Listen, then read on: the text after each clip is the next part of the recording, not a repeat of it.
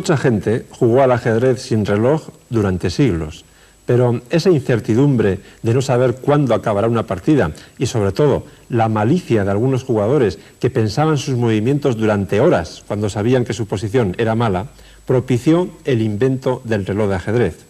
Además de las electrizantes partidas rápidas de 5 minutos, las de 25 o las de 1 hora por bando, el ritmo más habitual era de 2 horas por jugador para los primeros 40 movimientos. Después, el denominado sistema Fischer evitó que algunos jugadores rozasen el infarto durante los apuros de tiempo. Si el ajedrez es un arte, el tiempo es su enemigo, pero sin reloj, más de uno se dormiría. First of all, I like to make another remark. You know, in old times we had to join games. Primero quería recordar algo. Antes las partidas aplazadas, bueno, ahora se pueden analizar en el ordenador, pero hay que recordar que se abolieron más o menos todas las partidas aplazadas. Eso significa que nos encontramos con un nuevo horario. Empezamos con 40 movimientos en 2 horas y 20 en cada hora sucesiva para cada jugador, la regla habitual. La gran ventaja de esta regla es que los jugadores administran su tiempo y pueden utilizar menos cuando tienen mejores posiciones. La regla es que si tienen menos de 2 minutos, pueden pedir tablas. El árbitro tiene que saber en todo momento lo que está ocurriendo en el tablero. Tiene que juzgar las posiciones, pero creo que es una equivocación que el árbitro tenga que juzgar esto. Por eso no estoy a favor de esta organización del tiempo. 40 en 2 horas y 20 en 1 hora para cada uno. Para evitar esto es muy útil el método inventado por Fischer. El sistema es muy simple. En el momento que haces un movimiento, pierdes el tiempo que has empleado en pensar este movimiento, 10 o 20 segundos, dependiendo del torneo en que juegues y de las reglas, que se añadirán a tu tiempo. Cuando hablamos de este último periodo de tiempo, en un torneo normal, se añaden al menos 30 segundos y siempre te quedan 30 para el siguiente movimiento. Creo que esto supone una gran ventaja. La idea de Fischer es el invento del siglo para el ajedrez desde el punto de vista técnico. Esta es la situación al comienzo. En cada uno se ve que marca 25 segundos, pero es mejor que lo ponga con otro tiempo para que pueda ver cómo se añaden los 10 segundos. Voy a ponerlo.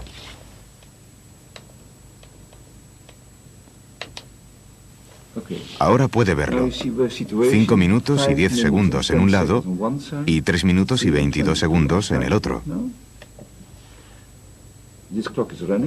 Lo pongo en marcha. Este está en marcha. Lo dejo hasta, por ejemplo, 4,57 y veremos cómo se añaden los 10 segundos.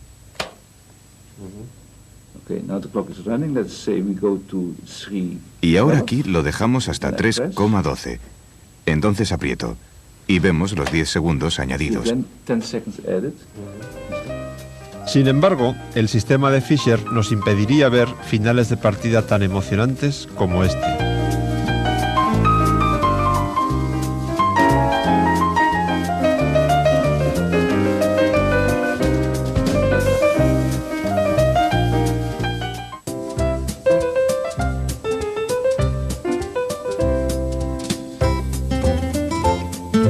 A un buen médico le basta examinarnos superficialmente para hacerse una idea de nuestro estado de salud, pero si quiere emitir un diagnóstico firme necesita una exploración más profunda, tal vez por rayos X. En el ajedrez pasa lo mismo. Los jugadores desarrollamos una intuición especial que nos permite sacar ya ciertas conclusiones tras un vistazo a una posición. Pero si queremos penetrar en los entresijos de la misma, necesitamos un análisis profundo. Y eso me lleva a recordar el tema táctico de los rayos X. Se denominan así a las posiciones en las que una pieza actúa a larga distancia y de manera soterrada porque está tapada por otras piezas. Vamos a ver un ejemplo correspondiente al torneo de Moscú de 1949 en una partida que se jugó entre dos grandes pesos pesados. Con blancas, Simeón Furman, el entrenador favorito, el que más influyó en la carrera de Anatoly Karpov. Con negras, el excampeón del mundo, Vasily Smyslov. El primer vistazo a la posición nos dice que las negras tienen ciertos problemas y que, por ejemplo, las blancas pueden disponer de un golpe muy fuerte con caballo por G6 si, y ese sí es muy importante, las negras capturasen el caballo con este peón, porque entonces la entrada de la torre por H3 en combinación con que este alfil está cubriendo la escapatoria por G8 sería realmente decisiva. Pero hay un problema bastante importante, que es que el punto G6 está protegido no solo por el peón de H7, sino sobre todo por la dama en G7, una defensa realmente potente, o al menos eso parece. De modo que Smyslov consideraba que su posición era bastante sólida, hasta que Furman hizo su siguiente jugada, que no es nada contundente, no es de gran impacto, es la modesta dama B2. Pero fíjense qué elegancia, esa jugada es ganadora. Las negras no tienen ninguna defensa satisfactoria porque ahora sí se amenaza caballo por G6. Como ya he dicho, si H por G6, torre H3 jaque, y si dama por G6, ahora esta torre se movería dando jaque descubierto. Hay diversas tentativas de defenderse para las negras, por ejemplo G5 o dama D4, pero todas ellas se refutan empezando por caballo G6. Ustedes mismos pueden comprobarlo en casa. Smyslov optó por la mejor defensa o por la menos mala, pero también fue insuficiente. Jugó caballo C4 atacando la dama y siguió caballo por G6 jaque. No hace falta que les explique más sobre esta jugada porque ya la hemos visto varias veces. Evidentemente no se puede tomar con el peón. Dama por G6 y ahora torre por C4, jaque descubierto con la dama. Ahora los rayos X se vuelven totalmente translúcidos. Dama G7, dama por G7, rey por G7 y en la sencillez está el arte, al menos en este caso. Torre C7 jaque y Smyslov abandonó porque después de la captura en A7 el final es realmente desesperado para las negras, no tienen ninguna posibilidad de evitar la derrota. Es decir, ni siquiera el gran Smyslov consiguió parar a los rayos X. Los rayos X no son solamente un importante tema táctico, sino que también son un truco psicológico que nos sirve de estímulo para analizar profundamente aquellas posiciones en las que aparentemente no vemos nada. Esta posición se dio en uno de los torneos más famosos de la historia, Nottingham 1936. Con blancas, el cuádruple campeón del mundo Mikhail Botvinnik, con negras, Vidmar. Aparentemente la posición de Vidmar es muy sólida, con este caballo aquí bloqueando al peón de D4 y todas las demás piezas colocadas de forma bastante armónica. Sin embargo, enseguida se aprecia que este alfil ejerce una acción de rayos X sobre todo lo que hay en esa diagonal, incluido el rey negro en G8 y sobre todo este peón en F7. Por otra parte, esta torre de C8 está protegida solamente por su colega de F8, que al mismo tiempo defiende la casilla de F7 que ya hemos citado antes. Así pues, podemos deducir que también hay una indirecta acción de rayos X de esta dama en H3 sobre la torre de C8. Por tanto, tenemos rayos X en forma de X, por un lado desde H3 hasta C8, por otro lado desde B3 hasta G8, con un cruce, con una interferencia en esa doble acción en el punto E6. ¿Qué hacer entonces? La primera jugada es caballo por F7 y ahora empezamos a comprender por qué es tan importante que esta torre esté defendida solamente por la otra. Si ahora rey por F7, seguiría sencillamente alfil por D5, aprovechando que este caballo de F6 quedaría clavado por la torre. Por lo tanto, hay que tomar con la torre en F7. A lo cual sigue alfil por F6. Si ahora las negras capturasen con el caballo, esta torre estaría ya directamente clavada por el alfil y seguiría torre por F6, abriendo la acción de la dama sobre la torre de C8. En consecuencia, las negras tomaron con el alfil. Entonces siguió el otro golpe, torre por D5. Poco a poco destruimos todas las defensas de las negras. Ahora, una vez más, está clara la acción de la dama sobre el punto C8. Por lo tanto, la dama negra debe retirarse defendiendo a esa torre. En este momento, la mano se va hacia la jugada natural torre C5, pero cuidado, porque ahí habría una trampa. Si torre C5, alfil por D4, jaque al rey, torre por D4, dama por C5. Es decir, eso no vale. Sin embargo, sí vale torre D6. Esto es lo correcto, la jugada justa. Se ataca a la dama y se mantiene la acción de esta dama sobre aquella torre de C8. Por lo tanto, Vidmar tuvo que mantener la dama defendiendo la torre de C8 y jugó dama E8. Y entonces, una jugada simple y elegante. Torre D7, protegida una vez más por la dama en H3, se ataca doblemente la torre de F7, que ya estaba atacada por el alfil, y Vidmar optó por abandonar porque no tiene ninguna defensa razonable. Realmente, los rayos X han demostrado una vez más que son terribles.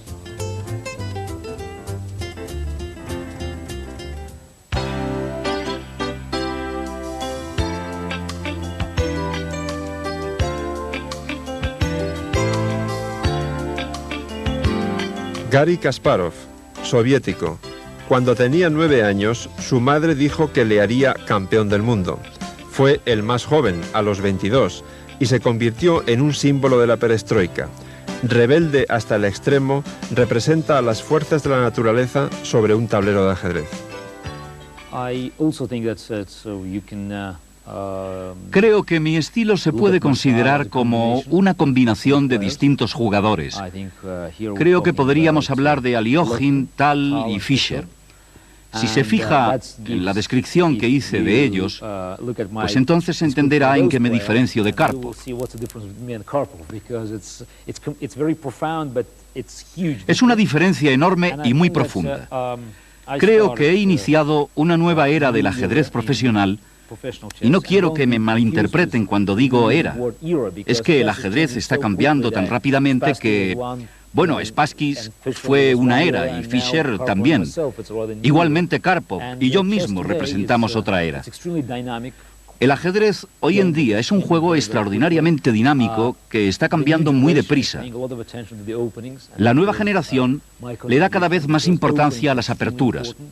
Y esa ha sido mi contribución, porque creo que las aperturas son muy importantes. Se está trabajando en ellas cada vez más. Ahora se requiere mucha energía para ganar, más que en la época de Karpov. Creo que esa es la nueva cara del ajedrez, la nueva imagen del juego. Creo que la energía es la clave.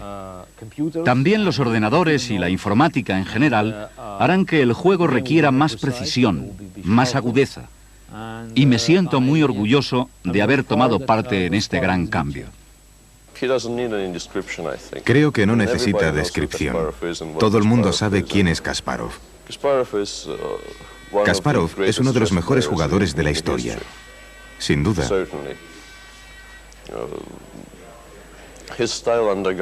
Su estilo ha cambiado a lo largo de los años, pero sigue siendo un gran jugador al que todos admiramos. Bueno, Kasparov es sin duda alguna el jugador más fuerte de la última década, el indiscutible número 1.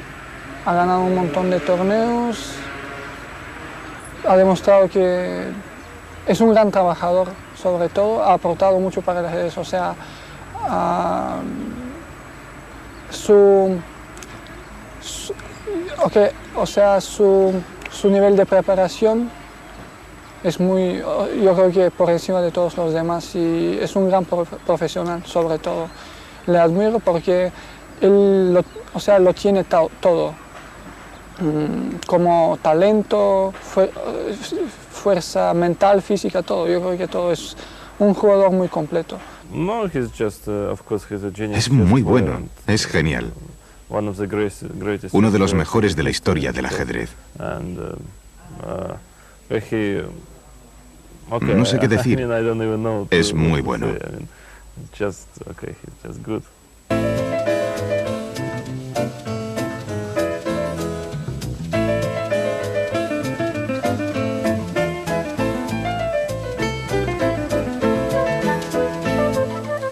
Seguir un plan de juego es absolutamente esencial, hasta el punto de que se ha llegado a exagerar diciendo un mal plan es mejor que ningún plan. Vamos a dejarlo en un punto medio diciendo que tener un plan, aunque no sea el mejor, es mejor que no tener ninguno, es decir, que no saber qué hacer. Y vamos a ilustrarlo con un ejemplo magistralmente explicado por uno de los mejores profesores de la historia del ajedrez, Aaron Nimzowitsch, en su libro Mi Sistema. Está tomado de una partida del torneo de Ostende de 1907 entre Van der Vliet y Snosko Borowski. La partida en realidad acaba de empezar, se han realizado unos pocos movimientos, pero ya hay un factor predominante, que es el mal desarrollo de este caballo. Dicho de otra forma, ese caballo debería estar en C3 y no en D2, es la casilla equivocada. Como consecuencia, la columna C está completamente abierta para las negras y sobre todo falta este bastión en C3 que evitaría el plan que van a elegir las negras en este momento. La idea consiste básicamente en ocupar la casilla C2, finalmente con una torre, que como saben en la séptima fila es donde más poder tiene. Y para eso lo que vamos a hacer es potenciar el desarrollo del flanco de dama negro con caballo B4, alfil D2, torre C8, etc. ¿Cómo se consigue eso? Pues de forma absolutamente lógica, en realidad no es difícil, solo basta tenerlo claro. Caballo B4 ataca el alfil, alfil B1 y alfil D7. Ahora las blancas lógicamente atacan el caballo para intentar desembarazarse de esa molestia, pero las negras no lo retiran, sino que aceleran el desarrollo, juegan muy activamente torre C8. Tomar el caballo ahora no sería nada bueno porque después de A por B4, dama por C1, torre por A7, dama por B2 y los peones del flanco de dama caen. Por lo tanto, las blancas se enrocan. Ahora se podría jugar ya a caballo. Esto obliga a las blancas a tener que cambiar de plan. Ya no pueden mantener su molesta idea inicial de caballo C3 porque ahora se está atacando dos veces el peón de G2. Por lo tanto, las blancas vuelven con el caballo a D2 con el fin de cambiar una vez más la molesta pieza de E4, con lo cual de paso pues liberan un poco su posición. Las negras siguen con su plan, fieles por C2, dama por C2, la dama está en una actitud muy molesta ahí, por lo tanto las blancas también cambian las damas, torre C2 y primera parte del plan cumplido, es decir, misión cumplida al menos de momento. Ahora llega el momento de pensar otra vez y Snosko Borowski, que llevaba las negras, pensó lo siguiente: lo primero que debo hacer, la segunda parte de mi plan, es consolidar lo que ya he adquirido, es decir, consolidar la situación de la torre en C2. Para ello, debo completar el desarrollo de mis piezas, colocando el alfil en D6, el rey en D7, sacar la otra torre, etc. Así pues, las blancas jugaron H3, que seguramente no es la mejor jugada, vamos a decirlo todo, dieron alguna facilidad, quizá fuera mejor caballo B1 directamente, como vamos a ver a continuación. Pero en fin, tampoco cambia nada esencial de la posición. H3 tiene la idea de evitar que el caballo salte a G4.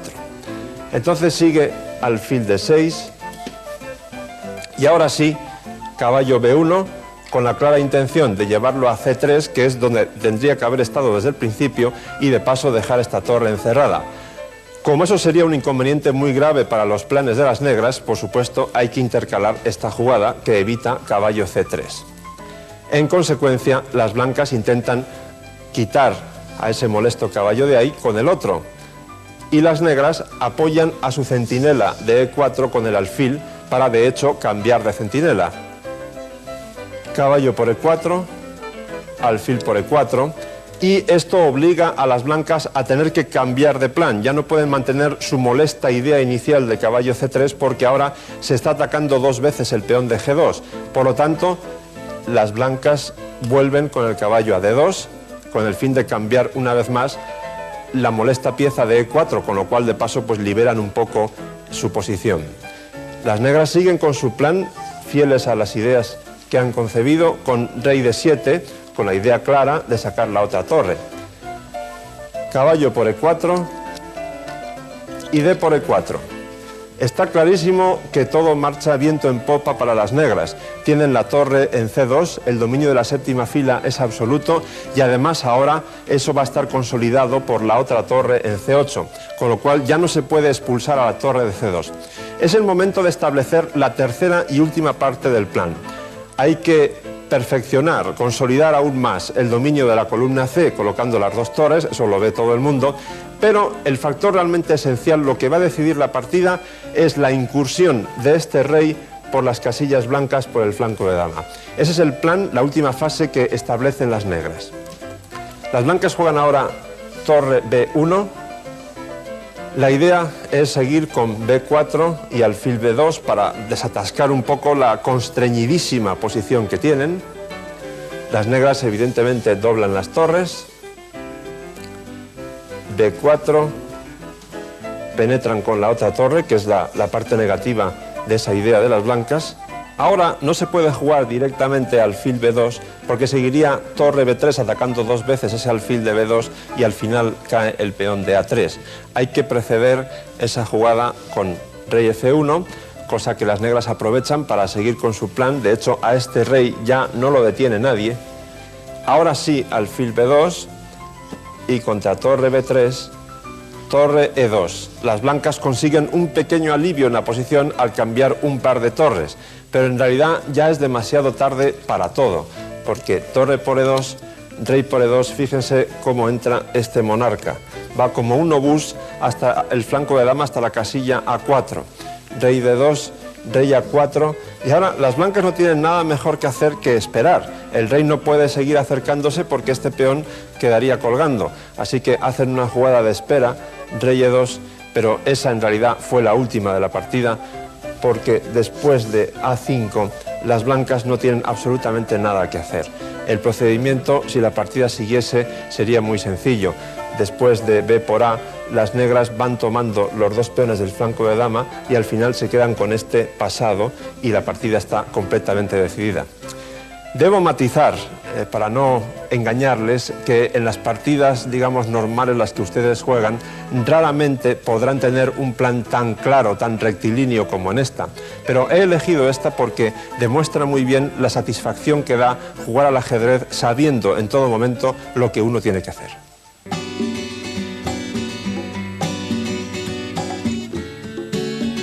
Hay unas cuantas películas que tienen al ajedrez como tema central y muchas más que recurren al ajedrez en algún momento. Por ejemplo, Desde Rusia con Amor, con Sean Connery como protagonista principal, en cuya primera secuencia aparece una posición que está basada en la partida que jugaron Spassky y Bronstein en el Campeonato Soviético de 1960. Boris Spassky es un jugador de estilo universal, que nunca destacó por nada en especial, pero que era un jugador fortísimo, campeón del mundo nada menos, en 1969. En realidad se hizo mucho más famoso 3 años más tarde, en el 72, cuando perdió el título ante el legendario norteamericano Bobby Fischer. En aquel entonces los soviéticos, sobre todo el gobierno soviético, no podía comprender que uno de sus héroes perdiera el título ante un joven estadounidense, y Spassky fue recibido como un traidor en Moscú. Poco después, Spassky se enamoró de una francesa y llegó a un pacto con su gobierno para que le permitieran emigrar a Francia. Spassky jugaba con blancas y optó por una de las aperturas más románticas del repertorio del ajedrez, el gambito de rey, que empieza con E4, E5, F4. Las blancas entregan un peón con la idea de formar un centro de peones muy fuerte. E por F4, Bronstein aceptó el regalito y entonces siguió caballo F3 y ahora, antes de que las blancas jueguen D4, cumpliendo con sus aspiraciones, Bronstein se adelanta, contraataca en el centro y hace D5, pero no con la idea de que a D5, como jugó Spassky, pueda retomarse con la dama en D5, porque en ese caso las blancas ganarían muchos tiempos de desarrollo empezando por caballo C3. La idea en realidad es acelerar el desarrollo, alfil D6 y de paso defender este peón de F4, haciendo más molesto que las blancas puedan recuperarlo con facilidad. Siguió caballo C3, caballo E7, ahora son jugadas normales de ocupación del centro, de desarrollo y de enroque por parte de las negras. Alfil D3, caballo D7, enroque de las blancas y H6, una jugada que quizá les parezca un poco extraña, pero posiblemente es necesaria en esta posición, con el fin de evitar que el caballo salte a G5 y así su acción sobre el punto H7 esté coordinada con la del alfil que está en D3. Spassky siguió con caballo E4, una jugada también natural. Bronstein contestó con caballo por D5, C4, y aquí ya empezamos a ver cuál es la filosofía de la partida, dónde está el intríngulis. Bronstein ha hecho en realidad todo esto de defender el peón de F4, que parece un peón condenado, para poder ahora saltar con este caballo a E3, amenaza un doble, es decir, es una amenaza doble a la torre y a la dama, obliga a las blancas a desprenderse de uno de sus dos alfiles y deja este peón famoso ya por su debilidad, pero que sigue ahí incordiando y que puede resultar muy molesto, como veremos un poco más tarde. De modo que las blancas juegan C5 para echar al alfil de esa diagonal en la que estaba tan activo. Lógicamente hay que retroceder, alfil E7, alfil C2, torre E8, ocupando la columna abierta y dejando la casilla F8 para el caballo, eventualmente. Y ahora, ¿para qué han jugado las blancas alfil C2? Pues se ve enseguida, para jugar dama D3 y formar esa especie de batería o de tren, que se dice en el argot ajedrecístico, sobre el rey negro, ocupando la gran diagonal que va de B1 hasta H7. Y entonces Bronstein se encuentra con una amenaza bastante fuerte. Todas las piezas de Spassky están enfiladas hacia su rey, pero encuentra un recurso aparentemente de gran interés. E2. Bronstein piensa que de esta manera Spassky tendrá que mover la torre de F1, con lo cual la descoloca un poco, o bien tomar ese peón con la dama, en cuyo caso la dama ya no está en esa diagonal tan potente que mencionaba antes sobre el rey, que está en G8. Pero Spassky tenía otras ideas, nada más lejos de su intención que capturar ese peón o que mover la torre. Lo que hace es caballo D6, una jugada que en realidad es como si diera fuego al tablero. Ahora de pronto las piezas echan chispas. Evidentemente se amenaza mate en dos jugadas a base de dama H7 y dama H8, pero es que además se está entregando la torre de F1 y también el caballo de D6. Bueno, vamos por partes. El caballo de D6 no se puede capturar, al menos con el peón de C7, porque en ese caso es mate en dos, como he dicho, dama H7 jaque y dama H8 mate. ¿Qué pasa en cuanto a la torre de F1? Las variantes que surgen de esa jugada ahora mismo son tremendamente complicadas. Ustedes, si tienen un ordenador, sobre todo si es muy potente en su casa, pónganle esta posición y díganle a la máquina que analice. Verán el resultado. Realmente hay muchas variantes y muy complicadas, pero tengan en cuenta que esto es una partida con un tiempo real, con el reloj en marcha. Y entonces los jugadores no pueden estar una hora o más pensando y calculando todas las variantes que surgen de una posición tan difícil. Por lo tanto, aquí Bronstein tuvo que guiarse de su intuición. Su intuición le dijo que era mejor no tomar ahora mismo la torre de C1, lo hizo más tarde, y entonces optó por otra jugada, optó por caballo F8. Había una tercera alternativa, que era alfil por D6, habilitando la casilla E7 para que el rey pueda escaparse después de recibir los jaques en H7 y H8. También daba lugar a variantes muy complicadas. Y ahora sigue la sinfonía de sacrificios y de agresividad por parte de Spassky. Sigue dejando la torre donde está y juega caballo por F7. Bronstein dice, bueno, una vez te he perdonado la torre, pero la segunda no, ahora me la como.